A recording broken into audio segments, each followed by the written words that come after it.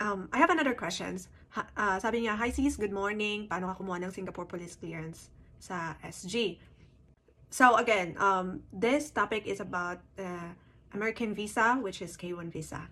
So, paano ako kumuha is like, first, hindi ko talaga alam kasi dito na ako sa sa Pilipinas before nagka-COVID.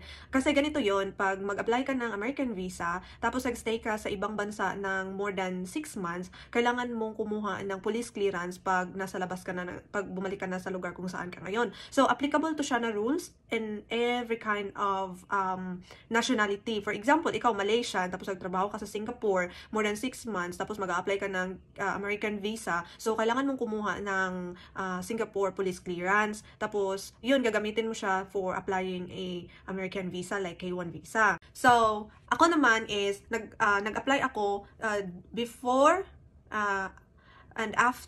before and during COVID time, as I can remember, nasa Singapore ako. Tapos, of course, more than 6 months, diba? Tapos, after ng COVID, my husband and my fiancé, gusto na akong i-petition. So, one requirement ng American visa, which is ng K1 visa, is magawa ng Singapore Police Clearance kasi doon ako nag-work before. And then, ang question is, sabi ni ate, paano daw ako kumuha? So, first, hindi ko talaga alam. Tapos, yung ginawa ko, napag-isipan ko na mag-join ng group chat or group page. Yun. And then, nang nag-join ako, ganito lang pala, ganito, ganyan. Then, kaya ayun, nung pag-research ko, nakita ko agad yung website. Sa website lang din ako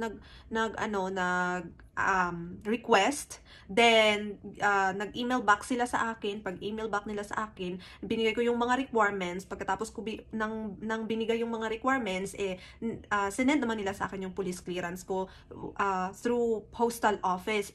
So, kaya nga lang may katagalan siya. Kasi government to government transaction. So, kaya postal office.